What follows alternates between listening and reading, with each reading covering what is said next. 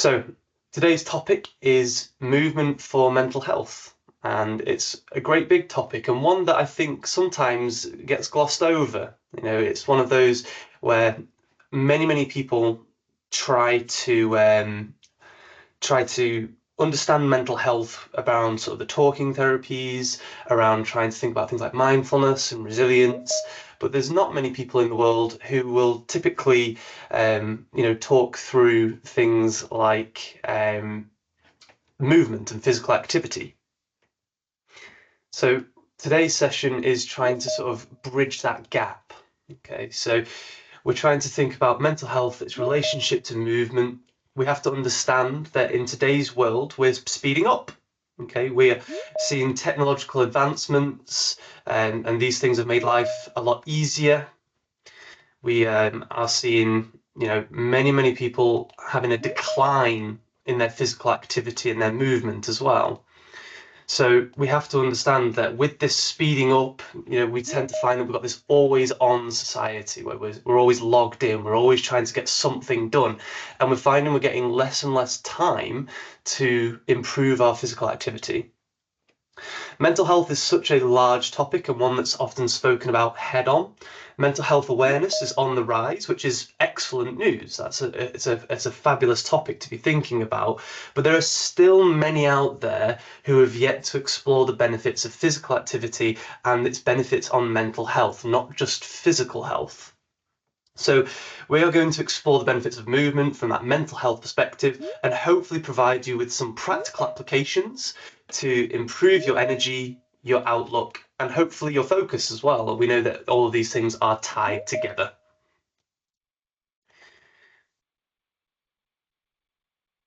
Our content for today is going to start with some definitions, a few statistics, some general information around movement and guidelines. And this is like my sales pitch for why this topic is so important in today's world. After our definitions, we'll explore some of the common barriers to movement and exercise, for us then to run through some possible examples and practical applications that could be hopefully cost effective, simple, and enjoyable. I'd like everybody here to just bear in mind that not all solutions are fit for all people. There is no one size fits all solution when it comes to movement. There's only the solution that suits you, your lifestyle. There's only the solution that suits your diary. So it's my hope that the information today will inform you of the why, okay, why we want to do the movement, how it relates to mental health, and then hopefully to inspire you to potentially take on more movement in your life, but not just for the typical to get lean, to get strong, look after that side of things, but to improve your mental well-being for life. That's hopefully what everybody here is hoping to learn, having signed up for today's session. So without any further ado, guys, let's jump into our session. Hopefully you enjoy it. If you do have any questions, please feel free to use that Q&A tab. It is open throughout the session, and then we will be able to answer those questions at the end. Okay, the chat box is open. I can see a few of you guys are trying to sort of help each other out if anybody else is having sound issues. Okay, for the majority, I'm hoping that you are hearing me nice and loud and clear. Okay, so let's jump into our session. So to start with a few definitions, feel free to read my slides as I go through as well. There are statistics that will be in there, but definitions wise, we need to understand that we're talking about movement. And a lot of people would associate movement immediately with things like gym, exercise, going for the intense side of things. However, that isn't what we're trying to do here. What we have to understand is that movement is physical activity, and physical activity is anything that uses your muscles and expends energy. That is a very broad and open definition. It is not a very centralized definition around, trying to lift weights or trying to get the heart rate up in any sense. It's a case of using muscles, expending energy. In this definition, we could be thinking about things like gardening. We could be thinking about walking. But then we could also bring in exercise. We could also bring in sport into that definition as well. So we're not just talking about trying to get people exercising per se here, although that is a great benefit and something that would have a positive effect on our mental well-being alongside everything else that we're talking today. We're talking about movement, which is a very, very broad term. We know that any movement, any physical activity, any exercise has a lot of physical benefits, okay? And these have been, they've been done to death, okay? We are constantly talking about the physical benefits of exercise, so we're looking at things like improved heart health and lung health. So we're looking at reduced cardiovascular disease risk. We've got obviously the body weight side of things as well, okay? We live in a society where body weight is on the rise, okay? We have obesity related issues. So these are things like risk of diabetes, risk of cancers that are associated with this. So as we reduce our body weight, we can get those physical benefits from movement as well. You get your musculoskeletal health, so better joints, strengthened muscles, better movement for life. And we know that movement also has a big impact on sleep patterns as well. So our circadian rhythms, it can actually help us to stay on track and get a better sleep.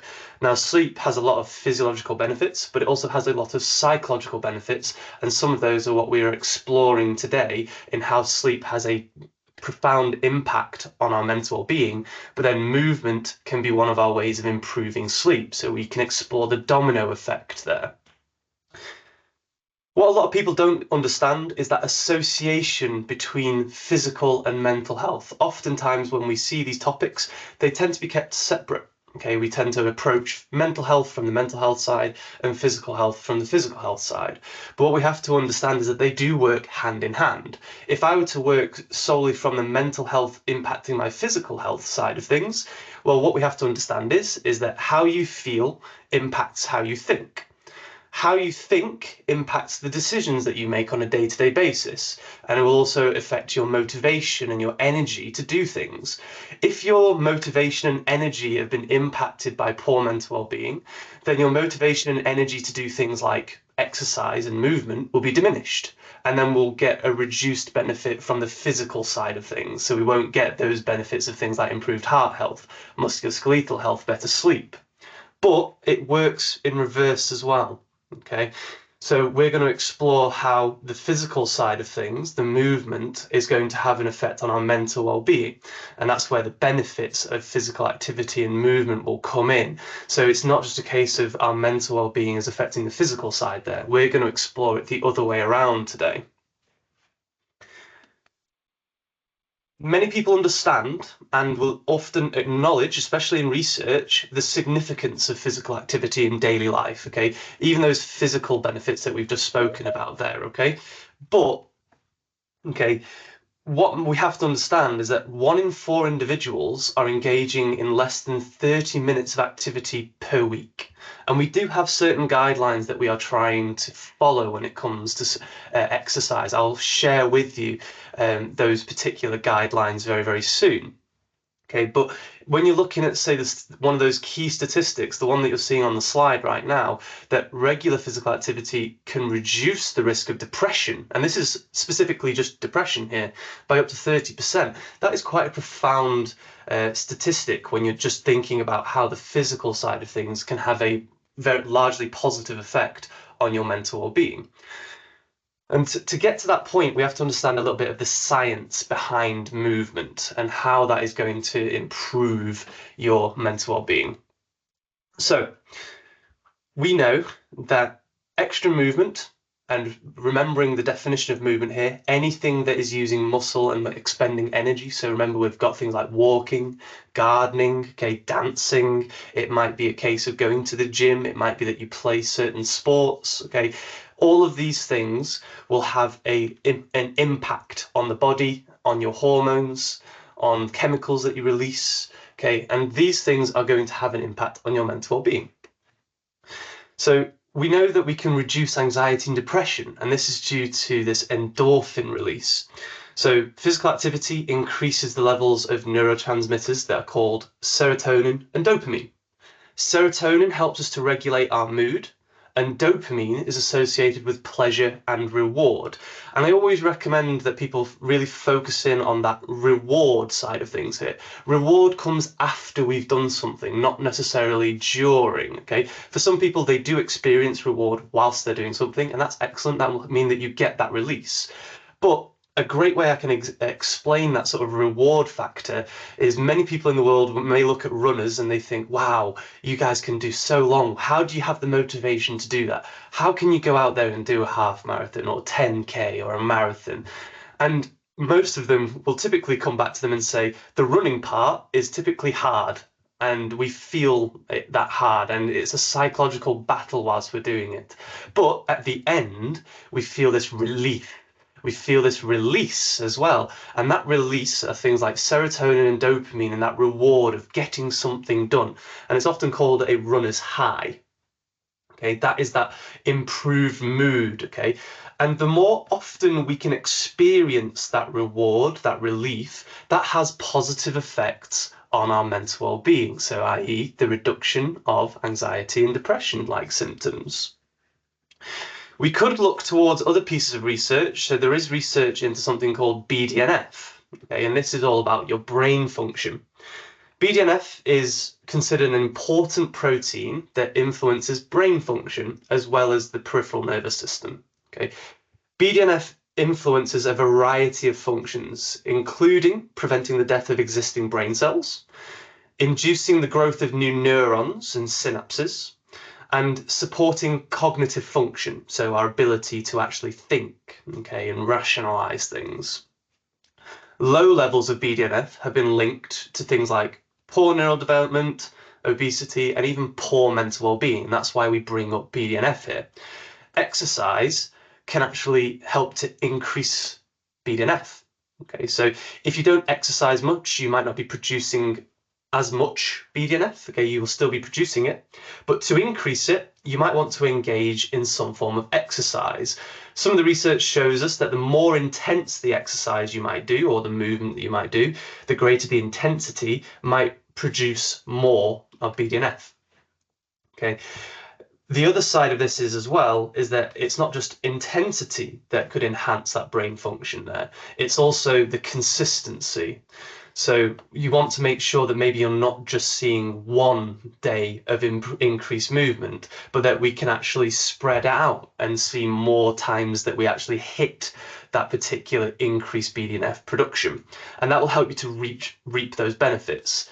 So don't just expect a huge boost of brain function from, say, one gym session or that extra long walk that you did, and that maybe you did that briskly. Okay, you might want to think of this more as trying to get more frequent bursts, and you can make them slightly shorter so they can be more intense. And that could help to support your brain function, which will help your focus. And it will help you at work to stay on point. It will help you to have that energy throughout the day, and hopefully help you with a bit of extra brain power, especially if your job role has a lot of things like problem solving involved with it. Sometimes we can sit at that desk and we can get frustrated trying to do that task, trying to come up with the solution. I'm sure we could all say we could help ourselves with a little bit more brain power. We get things like improved emotional regulation. Now, this is due to things like that lower cortisol and inflammation levels. It's also due to that serotonin and dopamine that we were talking about earlier. But physical activity reduces levels of stress hormones. So that is that cortisol that we're talking about there, okay? Many people may have heard of cortisol before. Now, exercise actually helps us to reduce those levels. When you exercise, your body produces an anti-inflammatory cytokine, okay, or cytokines, many of them, and they help you to regulate your immune response. So that's also going to help your immunity from that side of things as well. And I'm sure that whenever you've been ill, that's had quite an impact on your mental well-being. We all feel low when we get ill. Lower cortisol and lower inflammation levels are linked to reduced stress and lower risk of mental health disorders. So we can actually help to improve our mental health in the long run by lowering cortisol levels, by improving our movement over time. If you piece all of these things together, we get improved sleep as well. Okay, now physical activity already helps us to regulate our sleep patterns by increasing the time spent in these deep sleep stages. So if you're a light sleeper, improving your movement might actually help you with more deep sleep, and that is crucial for your restorative rest. But exercise also helps to synchronize those, what we call those circadian rhythms. Your body has a clock that is constantly working on when you want to rise and when you want to sleep. Okay, and if you find that yours is all over the place, then exercise on a regular basis and a consistent basis can help to realign that circadian rhythm, and that can help with your overall sleep quality and duration.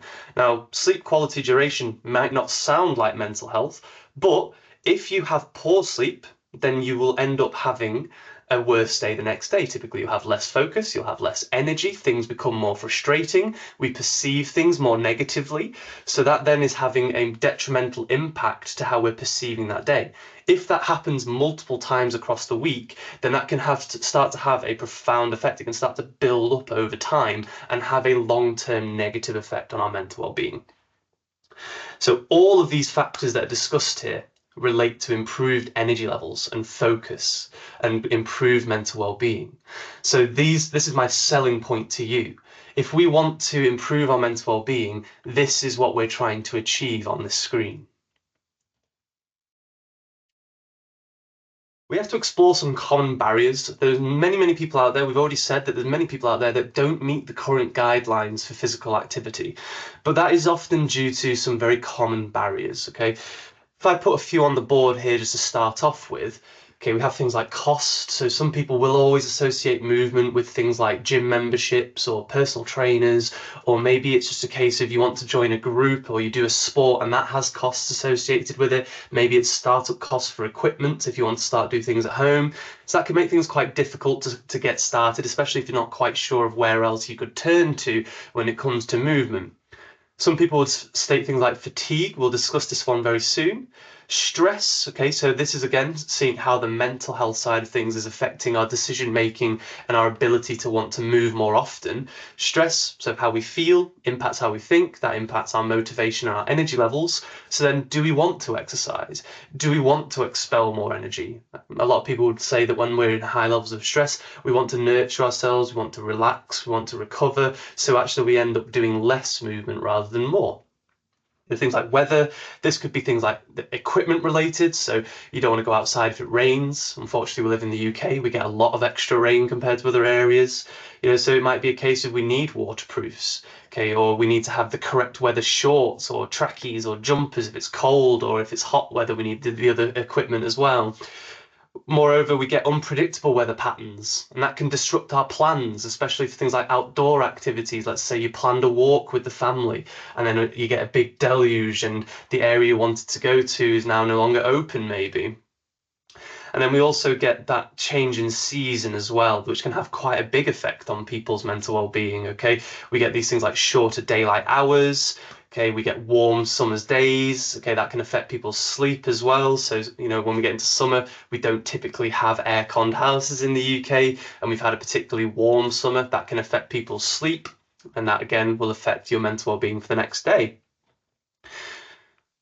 But modern life, as we've seen, is sped up. And that speed up, that increase of technology, remote roles, emails, okay, the always on mentality has reduced our perception for the necessity of movement. Okay. But we know that movement can improve our mental well-being. We're not just trying to get the physical benefits here, we're trying to get the mental health benefits from this here. A lot of people might perceive movement and more exercise as potentially a negative effect on their energy levels. They might think that that's not going to improve my energy levels, when actually we know that we want to reap the benefits that we discussed earlier from exercise. It's not just a case of expelling energy, it's a case of reducing inflammation, reducing cortisol, releasing more serotonin and dopamine that will make us feel good, get that pleasure reward from that particular exercise as well. So we know that, yes, short term, you might use a bit of energy to be able to move, but the long-term benefits outweigh the short-term cost. Okay? Another benefit of consistent and regular exercise is that over time, your body will adapt. Okay, and one of those major adaptations is that your internal battery, the amount of energy that you might have to use on a day-to-day basis, will start to get larger. So then you'll have more energy to use on a day-to-day basis rather than less. We just have to deal with that initial short-term cost of that energy expenditure to be able to get the long-term benefit. So this then poses the question, well, what should I be doing? How do I apply this to my everyday life? Well, the key to understand here is that any physical activity, any amount, whether even if it's only 15 minutes, you hopefully saw that key stat earlier, even an extra 15 minutes a day can make a big difference. It doesn't matter what physical activity you choose. I've already mentioned things like gardening, walking, so on and so forth, but there's anything that you would want. Okay, you can go for a plethora of things. Okay, you can see a few examples at the bottom of this particular slide. Okay, you can go for things like aerobic exercise if you wanted to. You could go for meditative movements, so things like your yoga, your tai chi. These things do have a lot of sort of mindfulness built into them as well. So if you're somebody who's big into things like mindfulness, you can use movement to inform your mindfulness practices at the same time. You could do things like strength training. Okay, strength training doesn't just have to be gym based. It can just be body weight. It could be Pilates. It might be that you can invest in some resistance bands. You could do at-home workouts. You could get yourself out and walk or jog. Okay, so there's any sort of way of doing these things. It doesn't have to mean that there's an associated cost with them. It's a case of, are we going to try to meet the guideline for physical activity? The guideline for minimum physical activity per week is about 150 minutes of moderate intensity exercise per week.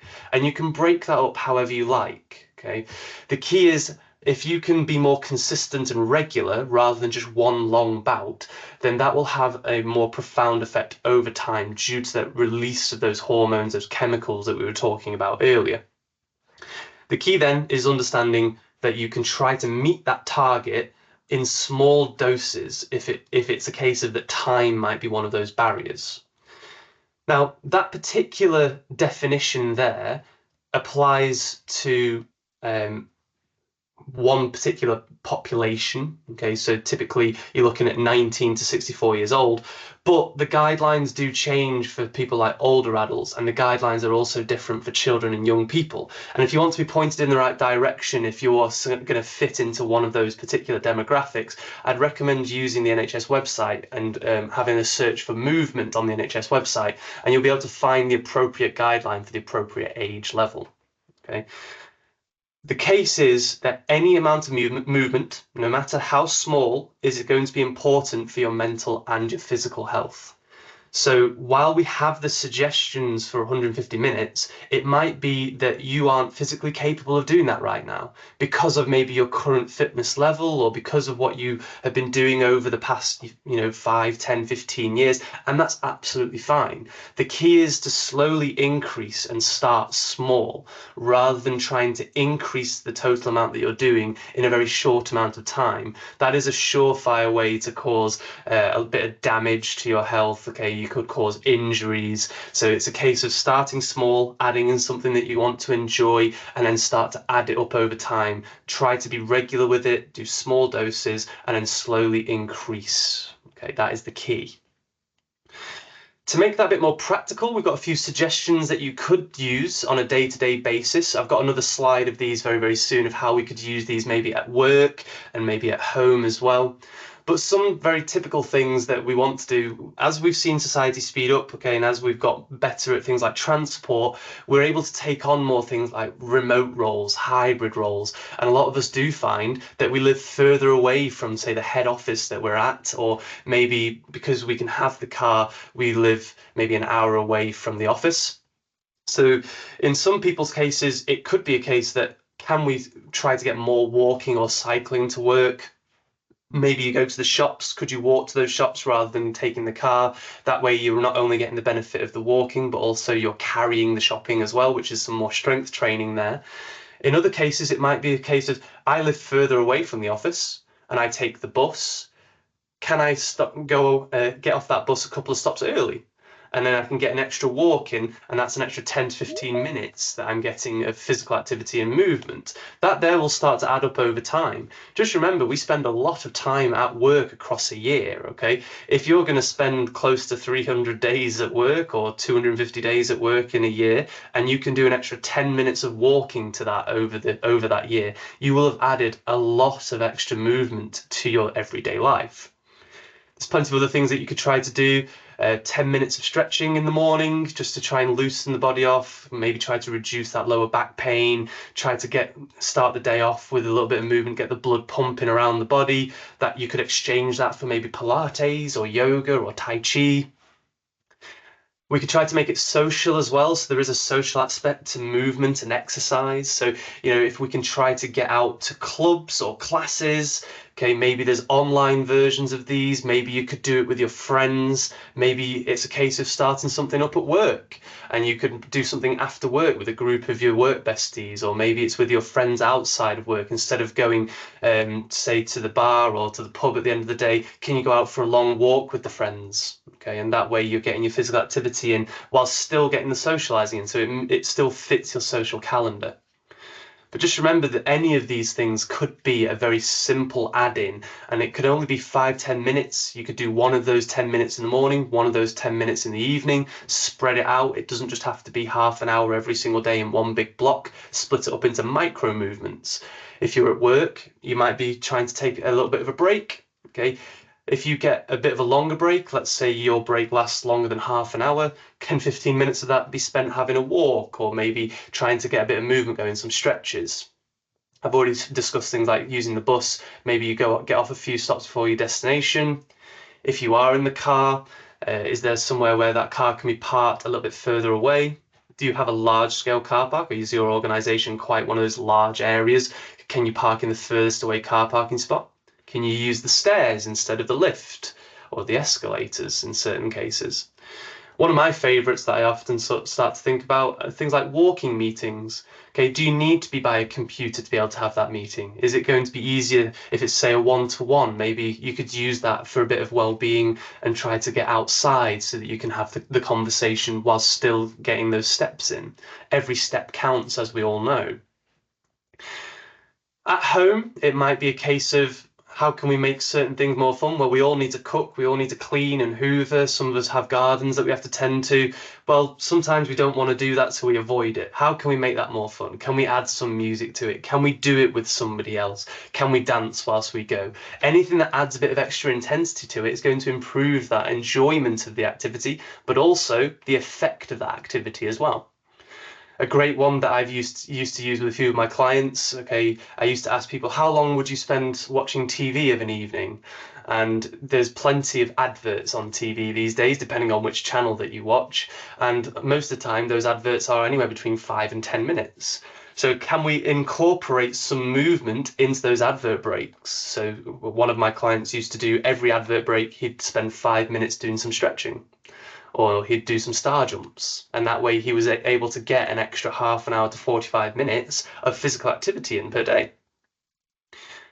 The key points from today's session, or the summary of today's session, is quite simple. Okay, move at your own pace. Okay, there's lots of ways to be active. You don't need to be an athlete to be able to improve your movement to get those mental health benefits. Okay, find ways that you enjoy, fit it in with your daily routine. Okay, make sure it fits your diary. Otherwise, it's going to be hard and a struggle for you to get it into your day. Set goals if you can. Okay, can you put a timer on, and are you trying to accumulate a certain amount per day? Is it a case you're trying to go for steps? Can you use a pedometer and try to increase that amount? Start with an extra 1,000 more than your average rather than trying to double it or triple it in one go. Try to be consistent and regular. Okay, we've got that 150 minutes that we're targeting on a day-to-day basis. Okay, we try to break that up into manageable chunks. Okay, use that however you like. Okay, try to use those muscles, try to expend a bit of extra energy, and that will help you along your way. Use the physical activity as a switch off. So many people have stressful jobs. We are constantly being asked to send information, stay on. Okay, some people even skip their lunches these days. Well, we can say that physical activity, some people might think that that isn't a switch off, but actually physical activity can be a great way to take your mind off of anything that's stressful, so you can focus on only one thing. And that is why physical activity has a great relationship with the topic of mindfulness. Getting outdoors is a great thing for everybody to do, okay, especially if the areas that you are in are green. So trying to find parks, little forest areas or walks, that improves the effect of the activity that you're doing, especially if you're outdoors. So if you are going for a walk, or if you are cycling, or whatever sort of activity it is that you're doing, maybe you find an outdoor gym, for example, you can do your 15 to 20 minutes, but try to find it in maybe a slightly greener space. And always remember that every step you take counts, okay? If you want to improve your general movement, start with steps, okay? Add an extra 500 steps to your average, an extra 1,000 steps. Try to stick with that for a couple of weeks. And when that feels like it's a habit, add a few more, okay? The more that becomes habitual, the easier that will be, the less it will be seen as time lost, and the more you'll start to reap those benefits. The key that I'd always mention for everybody, if you are going to go out there and try to increase the amount of activity that you're going to do on a day-to-day basis, guys, especially if you're going to exert yourself a little bit more, maybe you're going to start exercising, not just the movement side, but you are going to start exercise, do seek a GP to talk to them, okay, about that new exercise, how it's going to affect you, especially if you've got a health condition or if you're on any medicines, and that will hopefully point you in the right direction of where you should start as well. Thank you very much for listening to me, guys, okay? It's a great topic. It's one that we could talk about for much, much longer, okay? See this very much as an introduction to today's topic. I hope you've taken away a little bit of something to inspire you to get out there and just improve, even just a little bit. Even if you are already regularly active, you can still be doing a little bit more, and it will still have a profound effect on a day-to-day basis. I hope you've enjoyed it, and I hope that you've taken something away. I am going to stick around now for a little bit of Q&A. So the Q&A tab is open. I can see there's a few questions ready and waiting for me in there. So if you want to pop a couple of questions in there, I'll try and answer some now for the next 5 to 10 minutes. Okay, if you've learned everything that you want to learn today, guys, thank you so much for joining me today. Do feel free to end your session. And if you are going to stick around to listen to these questions, please feel free to as well, and I'll answer them as we go. Okay, first question from Sonia. So Sonia, what is PAM? Okay, PAM is People Asset Management. We are a large-scale group of a lot of different areas. We cover things like occupational health, EAP services, my area, PAM Wellness. We are dealing with things like EAP. We also do things like neurodiversity, and I cover something called corporate health, where we deliver these webinars on a daily basis, as well as doing health assessments for employees, trying to improve people's health on a day-to-day basis. Next one on here. Okay, so we've got, is aerobic exercise enough? I walk enough each week, but I heard that we need to do strength trainings in the week too, mainly when you're getting older and losing muscle levels. That's a great question, Pauline. So thank you so much for that one. So aerobic exercise in general is still strengthening your muscles. So that is a fantastic way to keep yourself fit and healthy and to reap the rewards of mental well-being too. But yes, we do need strength training as well. This is to help things like your joints, your balance, to make sure you've got good quality movement on a day-to-day basis. But just remember that strength training doesn't just have to be things like weights, okay? Strength training can be things like body weight training, Pilates, and yoga too. So typically one session per week, 20 to 30 minutes to accompany any sort of other exercise or physical activity that you do is typically enough to reap the rewards and benefits of that. Start small, start to increase the intensity, and make sure that you push yourself on a regular basis. Okay. Kamal, thank you very much for joining us today. I can see your question. Will this session be available on our YouTube channel? Yes, it will. Okay, we always post our sessions, so if anybody did miss it and you want to share it, it will be on our YouTube channel, ready and available for anybody to catch up on today's topic. Okay. I've got on here, can't find anything on Champion Health app for Tai Chi. So Champion Health app is something that Pam gives out to our clients and is usable by employees. Could we get something? I'm sure that it's something that can definitely be explored. We can add Tai Chi. It is a great topic on there. It's something that we can discuss, and we'll take the feedback and hopefully add it. But I'm glad that you're enjoying the other physical activity stuff on there as well. I'm glad that that's helping you along the way. So thank you very much for that as well. I am just going to jump over into the chat box just in case anybody has popped any questions in there, just in case. I'm just going to quickly go through. I haven't seen any more come into the Q&A yet. So let's just double check. Some great feedback from you guys. Thank you so much. It looks like we've done everything that we need to do. Jaswinder, a great question in here. How long does it take to form a habit? There's lots of varying information on that particular topic, and there's particular books out there. There's one out there that's called The Power of Habit, which is a great one to go out there and read. But there's some research that would indicate it takes a minimum of 6 weeks to create a long-term habit. So the best thing that you can do to set yourself up within those 6 weeks so that it can become a habit is to track. So, if you can use a calendar to tick things off on a day-to-day basis to keep you on track. And then after those 6 weeks, it might feel more habitual rather than forced. So, whenever you're adding a change in, it takes time. So make sure that when you are going to make a change, that you track it, you make yourself accountable. Maybe you've got people around you to help make you accountable, ask you questions about it, to do it alongside you. And that always improves the outcomes of those changes as well. I think that is everything that we've got. So thank you so much for coming, guys. It's been a pleasure to see you all. We had over 400 people in here today, so a great session. Hopefully we'll see you on the next topic next time. Do reach out to us if you ever want to use any of our services. And like I say, hopefully you've enjoyed it and learned something new. Go out there and get yourself some physical activity to finish your day. Thank you so much for coming, guys. End your session there, and I'll see you next time.